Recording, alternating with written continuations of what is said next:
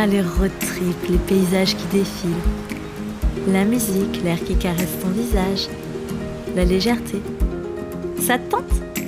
Allez, monte à bord. Derrière le volant, aujourd'hui, c'est moi, Alban. Une femme avec une grande soif de découverte et d'aventure. Après un burn-out, je suis partie seule en Inde. J'ai compris l'urgence de faire de moi ma priorité. Et que ce qui m'anime, c'est d'aider les autres à le faire aussi. Comment ? En créant des bulles de bien-être. Des endroits sûrs, loin du stress du quotidien, où se côtoient massage, récits de voyage, art-thérapie et human design. Ce van, c'est l'une de ces bulles.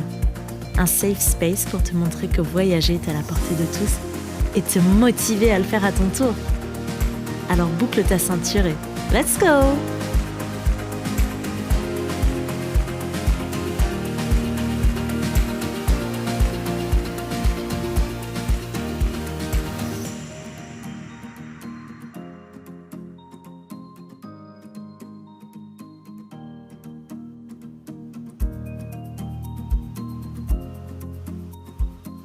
Hello hello, bienvenue dans ce 57e épisode de Chronique de voyage. Aujourd'hui on part sur de l'impro total. Je suis en train de promener avec Bianco, c'est la troisième fois que je reprends cet épisode. Au début j'ai commencé à le faire caler sur la plage, avec le bruit de la mer en fond, c'était sympa. Sauf que Bianco pleurait parce qu'il avait repéré quelque chose au loin, donc il tirait pour qu'on parte. Ensuite j'ai recommencé en avançant et là il a vu un chien. J'ai dû mettre pause. Donc là on est sur la suite de la balade. Tu vas probablement entendre des chiens, des vaches, le petit cliquetis de Bianco, peut-être des voitures, peut-être des chèvres. Qui sait ? C'est la surprise du voyage. À la base, j'avais prévu une interview pour aujourd'hui, mais j'ai eu un problème d'électricité. Avant de partir de Martinique, mon ordinateur faisait péter les plombs de mon appart.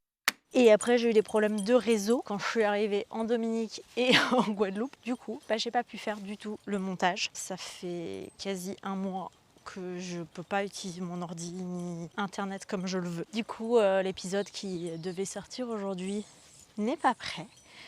Et à la place, je me suis dit que c'était l'occasion, en fait, merci Anne-Claire pour l'idée, de faire un bilan. Un bilan de l'année 2024, un bilan de la 3e saison, que ce soit pour le podcast ou aussi côté voyage. On fait le bilan, calmement, on se remémore en chaque instant, parler des histoires d'avant comme si on avait 50 ans. Cette année 2024, en fait, elle a été vraiment, j'ai envie de dire, c'était l'année de l'ombre un petit peu. Quand tu pars sur un gros projet, il y a du travail à faire en background que personne ne voit, dont personne n'a conscience. Si je compare ça à un terrain, tu as besoin de défricher. Donc c'est ce que j'ai fait. J'ai défriché le terrain, je me suis occupée de la terre, j'ai planté, j'ai mis les graines, j'ai commencé à arroser pour que en 2025 ça commence à fleurir. Et donc là je te parle évidemment du podcast. Donc j'ai décidé en 2024 de le faire grandir. Je t'en parlais dans l'épisode 54. Je t'invite à le réécouter. Je pense qu'aujourd'hui ça va pas mal se compléter. Je pense que l'épisode d'aujourd'hui va pas mal se compléter avec le 54 où je te parle des projets pour l'avenir. Parce que du coup, mon année 2024, elle a été vraiment là pour préparer. J'ai eu envie donc de faire grandir Chronique de voyage parce que c'est un projet qui me tient à cœur depuis maintenant 2 ans. Et j'ai eu envie de lui donner plus d'ampleur, de me donner les moyens qu'il soit vu, qu'il soit reconnu et que je puisse être rémunérée en fait pour ce que je fais dessus. Donc je t'ai parlé déjà dans l'épisode 54 des moyens que j'ai mis dedans. Maintenant, qu'est-ce qui s'est passé pendant cette année ? J'ai beaucoup cogité à comment faire. J'ai beaucoup remis en place ce qui existe déjà, ce qui me plaît, ce qui ne me plaît pas. C'était une année beaucoup de tests.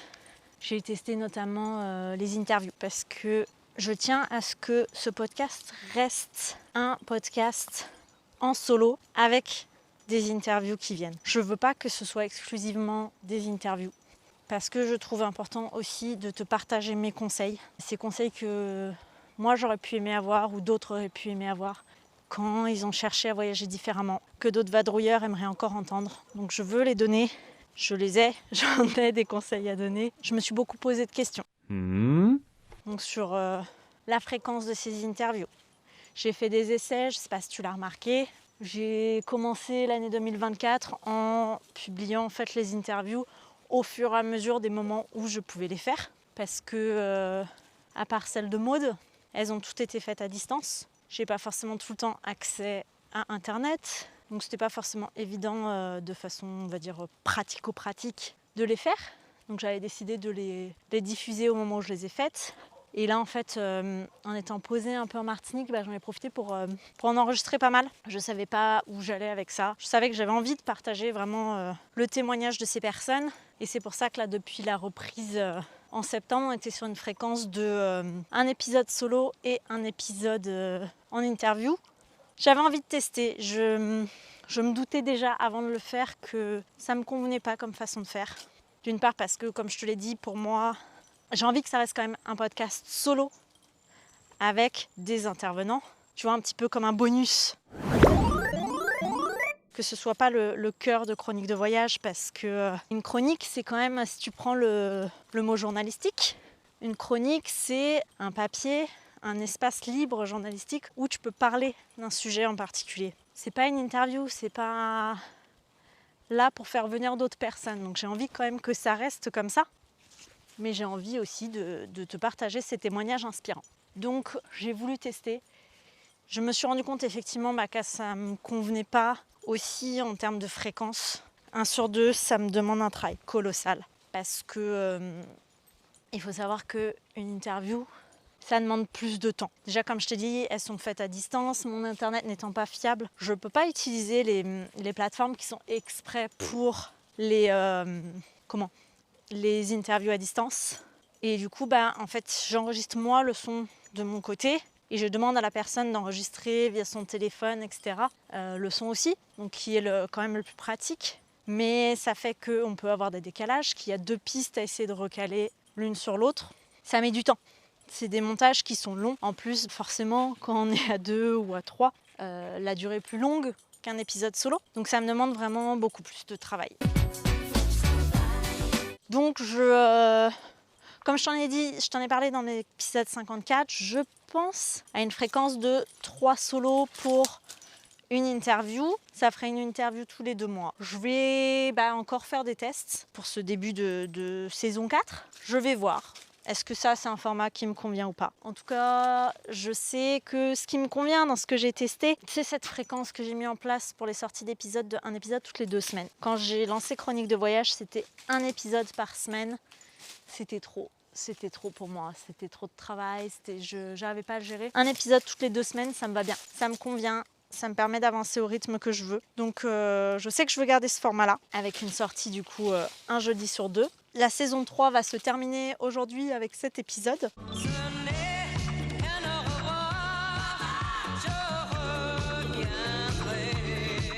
Et elle reviendra donc le 6 mars, le jeudi 6 mars, avec un épisode solo. Un épisode où je me présenterai parce qu'au final, je ne l'ai pas encore vraiment fait dans le podcast. Je me suis dit qu'il était peut-être temps. Et cette saison 4, comme je te disais, elle va avoir beaucoup de nouveautés. Reste connecté sur Instagram. Même si je t'en ai un petit peu parlé dans l'épisode 54, je vais probablement encore un peu t'en parler aujourd'hui. Je vais te dévoiler petit à petit les nouveautés sur Instagram au fur et à mesure. J'ai juste envie de passer une petite annonce. Donc je t'en ai parlé dans l'épisode 54. Je radote, mais c'est volontaire. J'ai engagé quelqu'un, donc Madeleine, de Mado Studio, pour refaire l'identité visuelle. Et elle m'a fait une première proposition.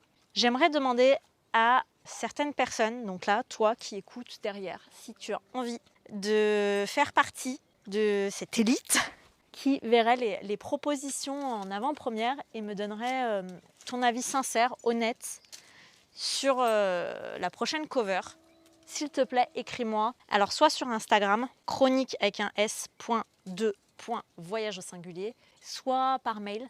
Donc, c'est podcast chronique de voyage @gmail.com. Donc, podcast au singulier, chronique au pluriel, voyage au singulier, podcast chronique de voyage @gmail.com. Viens m'écrire si ça t'intéresse, si tu as envie d'être dans les premières personnes qui voient la cover en exclusivité et qui me donnent un avis très sincère. J'aimerais beaucoup, j'ai envie pour la prochaine saison, pour l'avenir de Chronique de voyage, de te faire plus participer. Je vais d'ailleurs proposer un abonnement payant avec du contenu exclusif. Pareil, je Je vais commencer à en parler sur Instagram. J'ai déjà commencé un petit peu à le faire. Donc si tu as envie de me faire des retours là-dessus, je t'en prie, fais-le. Je serai très heureuse de t'entendre. Donc cette année, comme je te disais, ça a été vraiment l'année un peu de l'ombre et j'ai mené 2 combats de front. Parce qu'en même temps, la saison 3 a eu lieu toute l'année. J'ai fait, comme je disais, des tests avec. Et en même temps, j'étais sur une refonte complète en même temps. Donc j'y ai passé vraiment beaucoup, beaucoup de temps sur le podcast. On va pas se mentir, c'est plusieurs mois de journées intenses. C'était voulu, c'était avec plaisir. Mais aujourd'hui, j'ai envie aussi que ça porte ses fruits. Donc que Chronique de voyage soit reconnue à sa juste valeur. Que Chronique de voyage soit partagée, soit vue comme un média pour les vadrouilleurs, comme une référence pour les personnes qui cherchent comment créer un voyage à leur image, qui ne se retrouvent pas sur les réseaux sociaux. Le bilan que j'ai tiré de cette année, je ne saurais pas trop quoi dire, c'est pas un exercice évident, mais je pense que ça m'a fait grandir. C'est vraiment, c'était une année posée, c'est ça le plus calme, où je me suis cherchée, j'ai testé. Et c'était important. Et là, je te parle tout autant perso que pour le podcast, que pour le voyage. C'était nécessaire. 2023 avait été plus intense, elle partait dans tous les sens, c'était de l'impro, de partout. Et là, il fallait une année pour essayer de poser un cadre, même si j'ai pas trop l'habitude. Et ça aussi, en fait, je me rends compte que dans mon voyage, dans ma nouvelle façon de voyager, c'est ce qui s'est passé aussi parce que j'ai eu l'habitude de voyager solo avec mon sac à dos. J'ai voyagé en couple, en van. Et du coup, derrière, j'ai dû revenir à voyager maintenant avec Bianco, donc avec mon chien. Ce qui ne me permet plus de voyager en sac à dos en auberge de jeunesse parce que, pourquoi plus en sac à dos? D'une part, parce qu'il y a les affaires de Bianco. D'autre part, parce qu'aujourd'hui, c'est ma vie. Donc, j'ai pas envie que ma vie se résume à un sac à dos. Je veux quand même emmener un petit peu plus. J'ai plus d'affaires, j'ai notamment tout mon matériel de macramé. Si tu sais pas de quoi je parle, je t'invite à écouter l'épisode 36 sur le macramé pour voyager. Et donc, je voyage pas léger, ça me permet pas de voyager donc forcément avec les transports locaux. Et puis, Bianco est tout simplement pas autorisé en auberge de jeunesse. Donc j'ai dû vraiment complètement réinventer ma façon de voyager. J'ai fait des tests. Et aujourd'hui, le voyage a repris là depuis quelques jours, depuis le 4 janvier. On est le 15 aujourd'hui ? Ouais, le 15, c'est ça. Le 16 à l'heure où sort cet épisode. Et je me rends compte que en fait, j'ai besoin de choses. J'aime bouger et j'aime me poser. J'ai besoin d'alterner les deux pour mon bien-être, pour mon équilibre. Et c'est vraiment ça que m'a permis de comprendre en fait cette année 2024. Et en fait, ce premier voyage de 2025 en est l'illustration parfaite. C'est-à-dire que j'ai commencé en louant une voiture, en bougeant, en faisant le tour, que ce soit de la Dominique ou de la Guadeloupe, en fait en voiture, en dormant dans la voiture, pour après voir les endroits où je me sentais bien pour me poser. Et du coup, après, là, je me pose une semaine avec une piscine où je peux travailler un petit peu, me détendre. Et ce qui me plaît aussi dans le fait de me poser dans l'endroit où j'ai choisi, c'est que je peux voir un peu comment vivent les locaux. Et ça, c'est important pour moi. C'est une chose qui me tient à cœur parce que je voyage pas pour voir des paysages incroyables, pour, cocher tout un tas de listes. Même si, évidemment, comme tout le monde, j'ai des choses que je veux voir, j'ai une liste de choses incontournables et j'aime avoir une liste de choses incontournables, mais je veux pas voyager en mode j'ai fait ça, j'ai fait ça, j'ai fait ça. C'est pas ce qui me fait vibrer. Je dis pas que c'est pas bien de le faire, hein. Je respecte complètement les personnes qui le font et je le comprends. Je dis juste qu'aujourd'hui, moi, ça me correspond pas.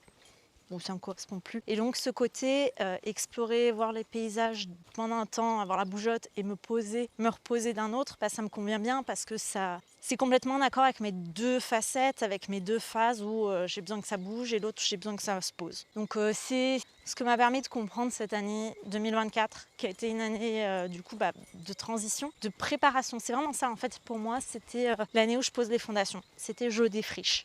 Vraiment, je défriche, je pose les fondations solides pour, d'une part, Chronique de voyage et d'autre part, cette vie nomade, en fait, dans laquelle je me suis lancée, l'un comme l'autre, en fait, les deux sont assez proches. Je me suis lancée, comme toujours, je suis très spontanée, je réfléchis pas. Et c'est pas dans le sens je réfléchis pas parce que je suis pas une personne réfléchie, mais parce que, en fait, ça me va pas de réfléchir en amont. Moi, j'ai besoin d'y aller, de tester et d'adapter, en fait. Et c'est exactement ce qu'a été cette année 2024. Elle a été vraiment particulière, mais je pense qu'elle va me permettre... elle m'a permis aussi de prendre le recul nécessaire sur ce que je veux plus. Et de pouvoir maintenant... c'est le moment de fleurir en fait, 2025. Voilà vraiment, c'est je défriche, je plante, je sème.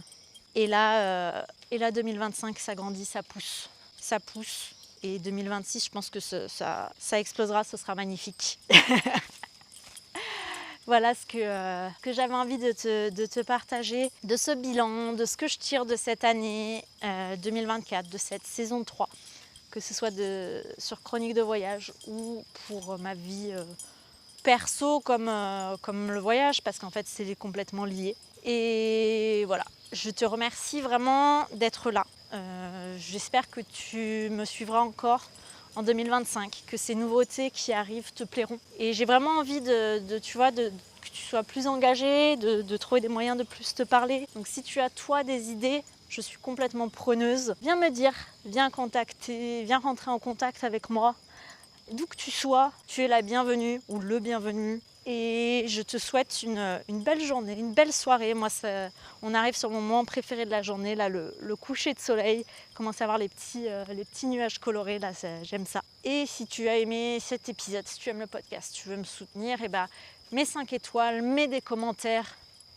Et je te dis à très vite. Donc le retour du podcast, c'est le 6 mars.